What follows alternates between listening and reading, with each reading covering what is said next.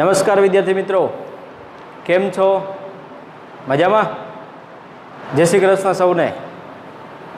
સ્વાગત છે તમારું આજના વિડીયો લેક્ચરમાં. અને આજનો આપણો ટોપિક છે કુલમના નિયમનું સદિશ સ્વરૂપ. તો આવો વિદ્યાર્થીઓ, આપણે ભણીએ સદિશ સ્વરૂપ. અગાઉ આપણે ભણ્યા કુલમના નિયમનું અદિશ સ્વરૂપ. કેવું સ્વરૂપ હતું? અદિશ સ્વરૂપ. તો આજે આપણે ભણવાના છીએ સદિશ સ્વરૂપ. તો ચલો સ્ટાર્ટ કરીએ આજનો આપણો ટોપિક. જો વિદ્યાર્થીઓ, ધારો કે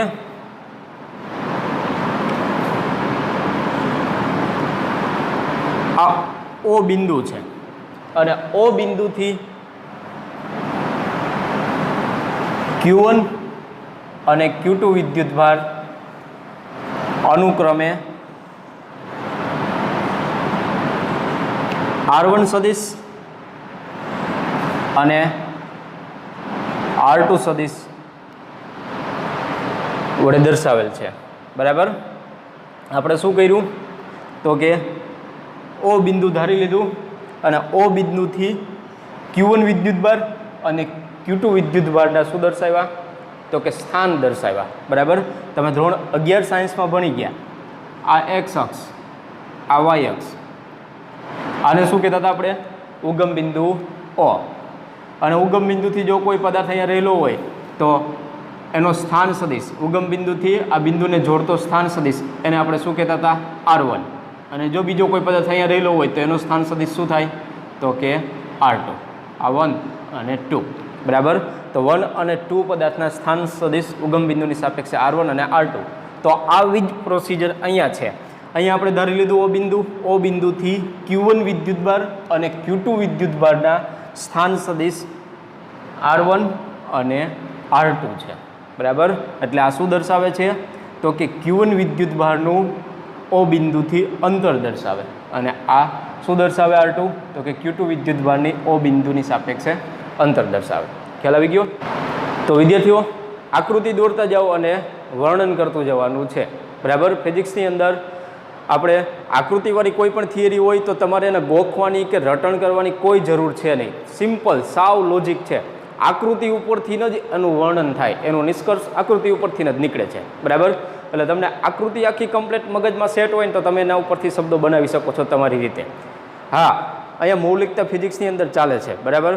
તમે જે વર્ણન કરશો એ તમારા શબ્દોમાં તો એ સાચું પડશે, કોઈ ખોટું પાડી શકશે નહીં, પણ એ સાચું હોવું જોઈએ શબ્દો પાછા. બરાબર? ચલો, તો આકૃતિ દોરી એના ઉપરથી આપણે લખીએ. ધારો કે Q1 અને Q2 વિદ્યુતભારો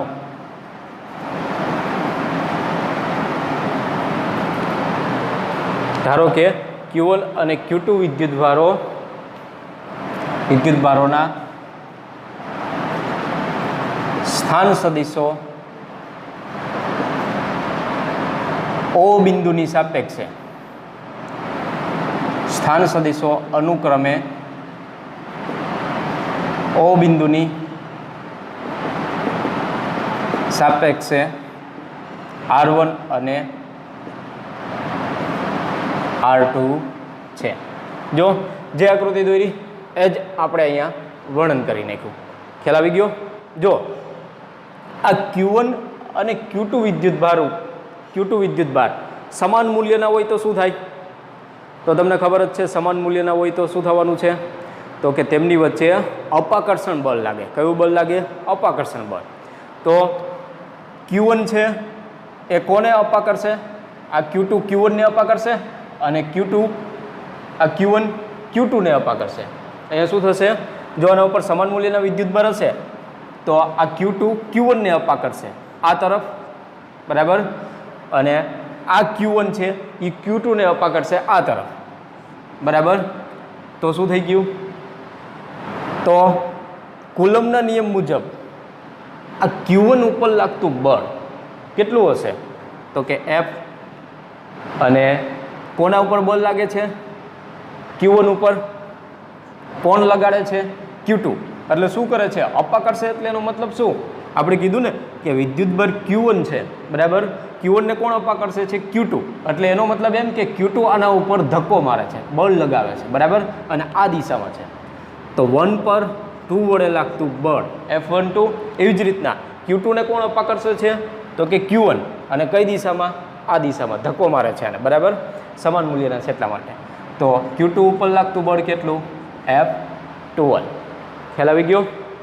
હવે યાદ કરો કુલમનો નિયમ શું હતો, તો કે કુલમનો નિયમ F બરાબર શું હતું કે Q1 Q2 અપોન આ બે વિદ્યુત ભારો વચ્ચેનું અંતર.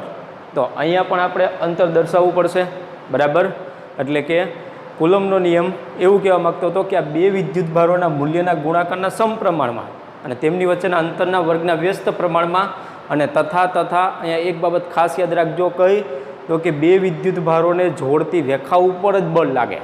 આ F12 અને F21 છે એ આ બે વિદ્યુત ભારોને જોડતી રેખા ઉપર જ લાગવાનું છે, અને રેખા અનંત હોય બરાબર.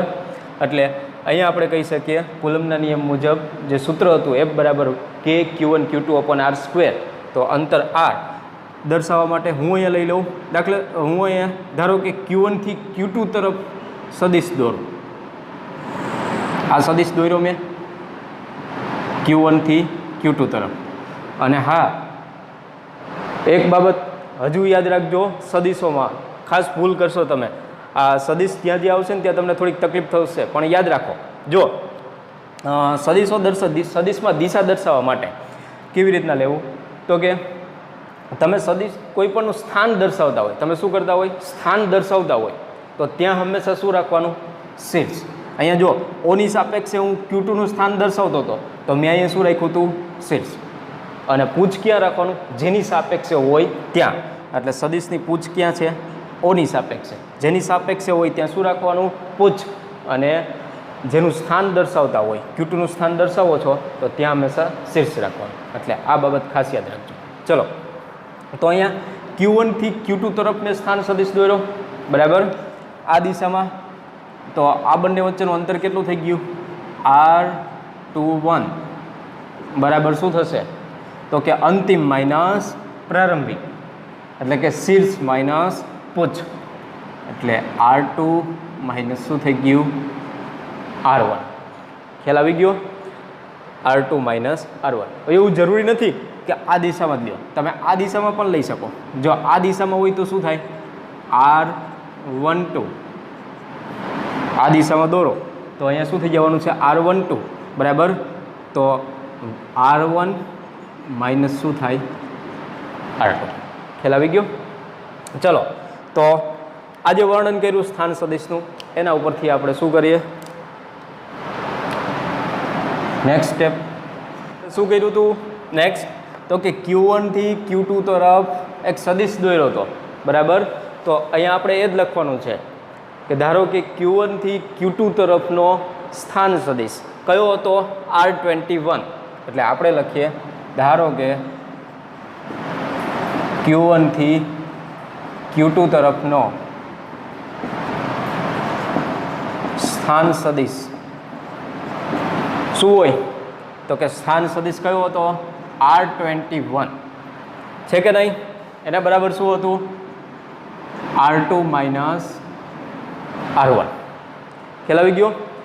તો આ સદિશની દિશામાંનો એકમ સદિશ કેટલો બરાબર, તો આપણે લખીએ આ સદિશની દિશામાંનો એકમ સદિશ શું થાય એકમ સદિશ ખ્યાલ હોવો જોઈએ. એકમ સદિશ R21 એને શેના વડે દર્શાવાય R21 કેરેટ અથવા R21 કેપ વડે બરાબર, અને એના બરાબર શું થાય તો કે એકમ સદિશની વ્યાખ્યા યાદ કરો ધોરણ 11 સાયન્સ, સદિશ અને ભાંગ્યા સદિશનું શું આવે મૂલ્ય, એટલે કે R21 સદિશ અને ભાંગ્યા શું થઈ ગયું આ સદિશનું મૂલ્ય. ખ્યાલ આવી ગયો? અને R21 બરાબર શું છે R2 માઇનસ સદિશ R1 ભાંગ્યા શું થઈ જશે સદિશ R2 માઇનસ R1 નું મૂલ્ય બરાબર. આ જ રીતે જુઓ આ દિશામાં આપણે સદિશ દોર્યો હોય તો Q2 થી Q1 તરફ દોર્યો હોત તો R12 આવે. તો આપણે અહીંયા લખીએ તે જ રીતે Q2 થી Q1 તરફનો સ્થાન સદિશ શું થશે?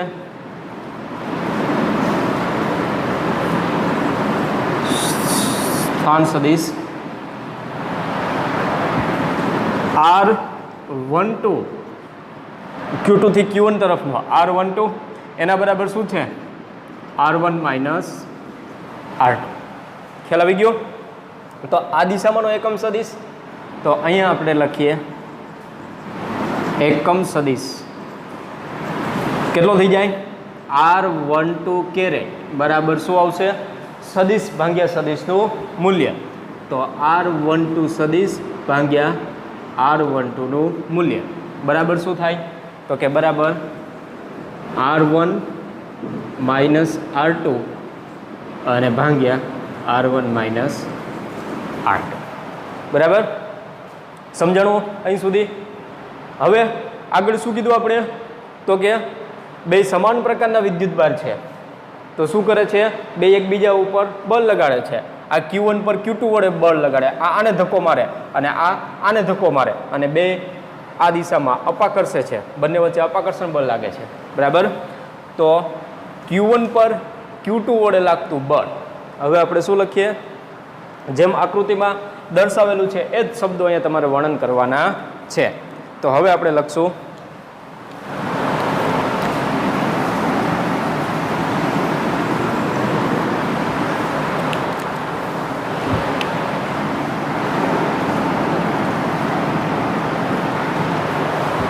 કોના ઉપર? Q1 પર અને કોના વડે? Q2 વડે. બરાબર. તો અહીંયા લખીએ Q1 પર Q2 વડે લાગતું બળ કેટલું છે? F12. તો અહીંયા આવશે F12. બરાબર. હવે ખાસ યાદ રાખજો, જો આ 1 2 અને 2 1 માં આમાં બધા બહુ ભૂલ કરે છે. તમારે એક વસ્તુ યાદ રાખવાની મગજની અંદર કે જો જેના ઉપર બળ લાગતું હોય ને એ ક્યાં આવે? પહેલા આવે. અને જેના વડે લાગતું હોય ને એ ક્યાં આવે? છેલ્લા લખવાનું. એટલે કોના ઉપર બળ લાગતું હતું? 1 ઉપર, તો એ પહેલા લખવાનો. કોના વડે લાગતું હતું? તો કે આ 2 વડે 1 ઉપર લાગતું હતું. એટલે 1 પર બળ લાગે છે તો આ પહેલા આવે અને આ 2 વડે બળ લાગે છે તો એ પછી આવે. એટલે આ F12 થઈ ગયું. અને હવે કુલમના નિયમ મુજબ શું આવશે? તો કે Q1 Q2 અપોન બંને વચ્ચેનું અંતર કેટલું? તો કે Q2 થી Q1 આ દિશામાં કેટલું છે? R12. તો અહીંયા R12 નો સ્ક્વેર અને શું આવશે? એકમ સદિશ. આ દિશામાંનો એકમ સદિશ કેટલો થાય? તો કે R12 કેરેટ. બરાબર. આ થઈ ગયું Q1 પર Q2 વડે લાગતું બળ. તે જ રીતના હવે આપણે શું કરશું? આ Q2 વિદ્યુતભાર પર, આ વિદ્યુતભાર પર આના વડે આના ઉપર લાગતું બળ એટલે લખીએ Q2 પર Q1 વડે લાગતું બળ કેટલું થાય? F21. બરાબર. જેના ઉપર બળ લાગે એ ક્યાં લખવાનો? પહેલા. અને પછી જેના વડે લાગે એ તો કે 1 વડે લાગે છે 2 ઉપર. તો 2 1 બરાબર શું થઈ જશે? કે Q1 Q2 upon R21 square. બંને વચ્ચેનું અંતર એટલે Q1 થી Q2. આ Q1 આના ઉપર આમ બળ લગાડે છે એટલે આ દિશામાં અંતર કેટલું છે? R21 અને R21 નો સ્ક્વેર ઇન્ટુ એ દિશામાંનો આ દિશામાંનો એકમ સદિશ એટલે R21 કેપ. બરાબર. તો આ સૂત્ર શેનું મળ્યું? 2 પર 1 વડે લાગતું બળ. ખ્યાલ આવી ગયો વિદ્યાર્થી મિત્રો? ચાલો હવે જો મને એક પ્રશ્નનો જવાબ આપજો કે અંતર છે R21, આ R1 કેરેટ અને R21 કેરેટ છે. બરાબર. આની દિશા સમાન છે? બેની દિશા સમાન છે કે પરસ્પર વિરુદ્ધ છે? તો તમને ખબર પડી જવી જોઈએ કે દિશા કેવી છે? R21 આ તરફ છે અને R12 આ તરફ છે.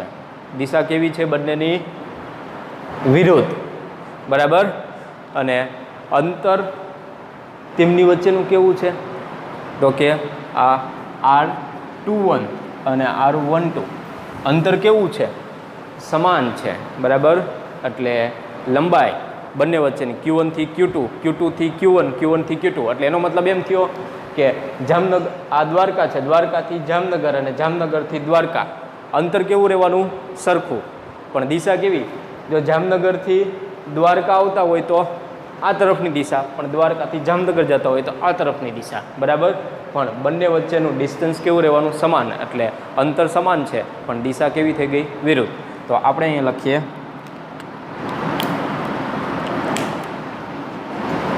શું લખશો? પરંતુ R12 બરાબર શું થઈ જશે? તો કે દિશા વિરુદ્ધ છે, મૂલ્ય સમાન, દિશા વિરુદ્ધ, એટલે -R21. ખ્યાલ આવી ગયો? તો આવી જ રીતના 1 પર 2 વડે લાગતું બળ, 1 પર 2 વડે લાગતું બળ અને 2 પર 1 વડે લાગતું બળ કેવું હશે? તો કે F12 બરાબર -F21. મૂલ્ય કેવા? સમાન, પણ દિશા કેવી? વિરુદ્ધ. બરાબર. એટલે ખ્યાલ આવી ગયો?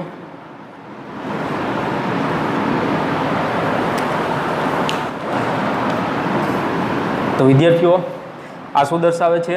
1 પર 2 વડે લાગતું બળ અને 2 પર 1 વડે લાગતું બળ મૂલ્ય કેવા?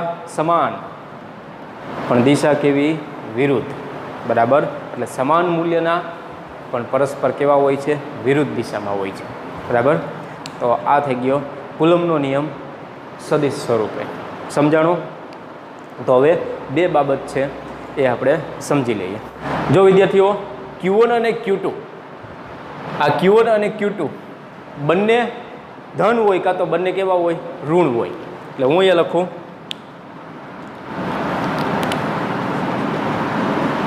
Q1 અને Q2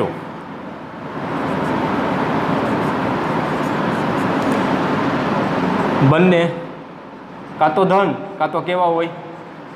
ઋણ હોય. આ બંને ધન હોય કાં તો બંને કેવા હોય? ઋણ હોય. તો તેમના મૂલ્યનો ગુણાકાર શું થાય? Q1 અને Q2 આ બે ગુણાકારનું મૂલ્ય કેવું થાય? તો હંમેશા ધન જ થવાનું છે. બરાબર. કારણ કે પ્લસ પ્લસ, આના ઉપર પ્લસ, આના ઉપર પ્લસ, તો 0 કરતાં મોટું ધન, અને માઇનસ માઇનસ હોય તો માઇનસ માઇનસ પ્લસ થઈ ગયા એટલે 0 કરતાં મોટા એટલે ધન. ખ્યાલ આવ્યો? તો અહીંયા દર્શાવી દઈએ આપણે કે આ વિદ્યુતભાર છે અને કયો છે? Q1, અને આ વિદ્યુતભાર છે Q2. બરાબર. તો બંને કેવા હોય? કાં તો ધન હોય તો પણ અપ્પા કરશે, એટલે 2 પર 1 વડે લાગતું બળ F21, 1 પર 2 વડે લાગતું બળ F12, અને બંને વચ્ચેનું અંતર કેટલું? Q1 થી Q2 તરફ દોરીએ સદિશ, એટલે કેટલું થાય? તો કે R21. બરાબર. હા, જો બંને ધન હોય તો આ બે વિદ્યુતભારના મૂલ્યનો ગુણાકારનું, બે વિદ્યુતભારના ગુણાકારનું મૂલ્ય 0 કરતાં કેવું થવાનું? મોટું. બરાબર. બંને ઋણ હોય તો પણ આ Q1 અને Q2 ગુણાકારનું મૂલ્ય 0 કરતાં મોટું. એટલે એનો મતલબ એમ થયો કે આમની વચ્ચે લાગતું બળ કેવું હોય? અપાકર્ષણ પ્રકારનું હોય. જો આ મૂલ્ય 0 કરતાં મોટું હોય, ધન હોય, 0 કરતાં મોટું એટલે ધન જ, તો તેમની વચ્ચે લાગતું બળ કેવું હોય? અપાકર્ષણ પ્રકારનું હોય છે. રેડી? એવી જ રીતના બીજી બાબત કઈ છે? બંનેમાંથી એક ધન, Q1 અને Q2 માંથી ગમે તે એક ધન કાં તો શું હોય? ઋણ હોય. તો શું થઈ જાય? તો જુઓ અહીંયા, બંનેમાંથી ગમે તે એક ધન અથવા ઋણ થાય તો શું થઈ જવાનું છે? એનું મૂલ્ય, આ ધન હોય અને ઋણ હોય તો ધન અને ઋણ કેવા થઈ જાય? ઋણ. 0 કરતાં નાનું જ થવાનું છે. બરાબર. એટલે આપણે અહીંયા દર્શાવી દઈએ કે આ Q1 વિદ્યુતભાર છે અને આ કેવો છે? Q2 વિદ્યુતભાર છે. તો આના ઉપર કાં તો ધન હોય કાં તો ઋણ હોય તો એકબીજાને શું કરે? આકર્ષે.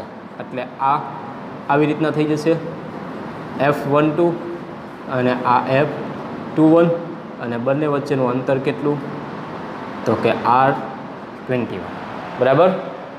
તો આમ અહીંયા શું થવાનું છે Q1 અને Q2 વિદ્યુત ભારોના ગુણાકારનું મૂલ્ય 0 કરતાં કેવું થવાનું નાનું. એનો મતલબ એમ થયું કે આ વિદ્યુત ભારો વચ્ચે લાગતું બળ કેવું છે આકર્ષી પ્રકારનું છે. અને અહીંયા જો Q1 અને Q2 વિદ્યુત ભારોના મૂલ્યનો ગુણાકાર 0 કરતાં મોટો આવ્યો તો તેમની વચ્ચે લાગતું બળ કેવું અપાકર્ષણ, અને 0 કરતાં નાનું આવે એટલે કે ઋણ આવે તો કેવું હોય આકર્ષી પ્રકારનું. સમજાણું? ખ્યાલ આવ્યો? ઓકે. હવે વિદ્યાર્થીઓ આપણે કુલમ્બના નિયમની લાક્ષણિકતાઓ અને કુલમ્બના નિયમની મર્યાદાઓ ભણીએ. તો જો સૌથી પહેલાં આપણે કુલમ્બના નિયમની લાક્ષણિકતાઓ જોઈએ તો પહેલી લાક્ષણિકતા કંઈક એવી છે કે કુલમ્બ બળ એ કેન્દ્રીય બળ છે. પહેલી લાક્ષણિકતા શું કીધું? કુલમ્બ બળ એ કેન્દ્રીય બળ છે. એટલે એનો મતલબ એમ કે આ વિદ્યુતભાર Q1 અને Q2 છે. આ Q1 છે અને આ Q2 વિદ્યુતભાર છે. તો આ વિદ્યુતભાર Q1 અને Q2 વચ્ચે લાગતું બળ એ કેવું હશે? એક રેખા ઉપર જ હશે. બરાબર. Q1 પર Q2 વડે લાગતું બળ આ તરફ અને Q2 પર Q1 વડે લાગતું બળ એ કેવું હશે? આ તરફ. એટલે કે એક રેખા ઉપર જ હશે. એટલે એને કહી દીધું કેવું કે કુલમ્બ બળ એ કેન્દ્રીય બળ છે, એક રેખામાં જ હોય છે. બરાબર. બે બિંદુઓ વિદ્યુતભારો વચ્ચે લાગતું બળ એ કેવું હોય હંમેશા તે બે વિદ્યુતભારોને જોડતી, આ બે વિદ્યુતભારોને જોડતી એક રેખામાં જ હોય છે. બીજું, કુલમ્બ બળ એ વ્યસ્ત વર્ગના નિયમને અનુસરે છે. એટલે એનો મતલબ એમ થયો કે કુલમ્બ બળ આપણે દર્શાવી દઈએ F અને વર્સિસ R અંતર, બરાબર. R² છે ને, તો અંતરનો ગ્રાફ દોરો તો અહીંયા શું થાય છે તો કે વ્યસ્ત વર્ગના નિયમને અનુસરે એટલે આ ઘટવાનું છે. બરાબર. જેમ જેમ અંતર વધશે બરાબર એમ બળનું મૂલ્ય શું થાય? ઘટે. બરાબર. કુલમ્બ બળ એ વ્યસ્ત વર્ગના નિયમને અનુસરે છે. એટલે આપણી પાસે હતું F ચલે છે 1/R². અંતર વધ્યું બે વિદ્યુતભાર વચ્ચેનું તો બળ કેવું થયું? ઘટે. હવે આ બળ આકર્ષણ કે અપાકર્ષણ પ્રકારનું છે. તો તમને ખબર છે આકર્ષણ ક્યારે થાય તો કે વિજાતીય વિદ્યુતભારો વચ્ચે શું થાય? આકર્ષણ. અને સજાતીય વિદ્યુતભારો વચ્ચે શું થાય? અપાકર્ષણ. બરાબર. ચોથી લાક્ષણિકતા કે બે વિદ્યુતભારો વચ્ચે લાગતા બળ ઉપર ત્રીજા કોઈ વિદ્યુતભારની અસર થતી નથી. દાખલા તરીકે આ Q1 વિદ્યુતભાર, આ Q2 વિદ્યુતભાર અને ત્રીજો વિદ્યુતભાર Q3 છે. હવે આ બંને ઉપર કેટલા છે? 100 ન્યૂટન આ બંને ઉપર બળ લાગે છે. Q1 પર Q2 વડે લાગતું બળ 100 ન્યૂટન અને આ Q2 પર Q1 વડે લાગતું બળ કેટલું? 100 ન્યૂટન. તો આ બે વિદ્યુતભારોને જોડતી રેખામાં જ લાગશે. આ ત્રીજા વિદ્યુતભારને આ બે વિદ્યુતભાર વચ્ચે લાગતા બળ સાથે કોઈ લેવા દેવા હશે નહીં. બરાબર. એટલે ત્રીજા કોઈ વિદ્યુતભારની આ બે વિદ્યુતભાર ઉપર લાગતા બળ ઉપર અસર થશે નહીં. હવે જુઓ કુલમ્બના નિયમની મર્યાદાઓ. તો પહેલી મર્યાદા એમ છે કે આ બિંદુવત વિદ્યુતભારો માટે જ લાગુ પાડી શકાય છે. બરાબર. આ Q1 અને Q2 વિદ્યુતભાર છે આ કેવા હોય છે તો કે આ બિંદુવત વિદ્યુતભારો જ હોય છે. એની જગ્યાએ જો મોટા વિદ્યુતભાર લેવામાં આવે તો શું થાય? તો તમને ખ્યાલ હોવો જોઈએ કે મોટા વિદ્યુતભાર લેવામાં આવે તો તેમની વચ્ચે સમાન પ્રકારના વિદ્યુતભાર હોય તો તેમની વચ્ચે શું થશે? અપાકર્ષણ થશે. અપાકર્ષણ થશે એટલે શું થશે તો કે અંતર સતત શું થવાનું? બદલાતું જવાનું છે. બરાબર. કારણ કે વિદ્યુતભાર કેવા લીધા? ઓલા પદાર્થ કેવા લઈ લીધા તમે? આ બિંદુવતની જગ્યાએ તમે મોટા લઈ લો પદાર્થ. તો મોટા પદાર્થ ઉપર પથરાયેલો વિદ્યુતભાર છે એ શું કરે? એકબીજાને વધારે અપાકર્ષે. એટલે શું થવાનું છે? તેમની વચ્ચેનું અંતર સતત બદલાતું જશે. તો અંતર સતત બદલાતું જશે તો કુલમ્બના નિયમનું પાલન થશે નહીં. એટલા માટે આ બિંદુવત વિદ્યુતભારો માટે જ લાગુ પાડી શકાય છે. બીજી લાક્ષણિકતા કે વિદ્યુતભારો સ્થિર હોવા જોઈએ. વિદ્યુતભાર કેવા હોવા જોઈએ? સ્થિર હોવા જોઈએ. બરાબર. જો વિદ્યુતભારો ગતિ કરતા હોય તો તમને ખબર છે ગતિ કરે તો વિદ્યુતભાર વિદ્યુત પ્રવાહ રચે. અને બીજું શું થાય? ગતિમાન વિદ્યુતભાર. તો કે ગતિમાન વિદ્યુતભાર છે એ ચુંબકીય ક્ષેત્ર પણ ઉત્પન્ન કરે. અને જો પ્રવેગી ગતિ કરે તો વિદ્યુત ચુંબકીય તરંગો પણ ઉત્પન્ન કરે. બરાબર. એટલે વિદ્યુતભાર કેવા હોવા જોઈએ? સ્થિર જ હોવા જોઈએ. ત્રીજી મર્યાદા છે કે બે વિદ્યુતભારો વચ્ચેનું અંતર કેવું કહી દીધું? તો કે ગ્રેટર દેન 10⁻15 મીટર, એટલે કે 10⁻15 મીટર કરતાં જો ઓછું હોય તો શું થશે, તો નવું બળ ઉત્પન્ન થશે અને એ બળ કયું હશે, ન્યુક્લિયર બળ. અને ન્યુક્લિયર બળ કેવું છે, પ્રબળ, એટલે આ કુલંબીય બળની અસરને શું કરે, નાબૂદ કરશે ન્યુક્લિયર બળ, બરાબર. એટલે ત્યાં કુલમનો નિયમ પાલન થશે નહીં. પછી વધુમાં વધુ 10⁻18 મીટર અંતર સુધી આ બળ લાગે છે. વધુમાં વધુ કેટલા અંતર સુધી લાગુ પડે કુલમનો નિયમ, તો 10⁻18 મીટર અંતર સુધી આ બળ કુલંબીય બળની અસર રહેશે. તો ખ્યાલ આવી ગયો. આ થઈ ગઈ કુલમના નિયમની લાક્ષણિકતાઓ અને આ થઈ ગઈ કુલમના નિયમની મર્યાદાઓ. તો અહીંયા આપણો કુલમનો નિયમનો અદિશ સ્વરૂપ, પછી સાપેક્ષ પરમિટિવિટીની થિયરી, સદિશ સ્વરૂપ, લાક્ષણિકતા અને મર્યાદા આખો કન્સેપ્ટ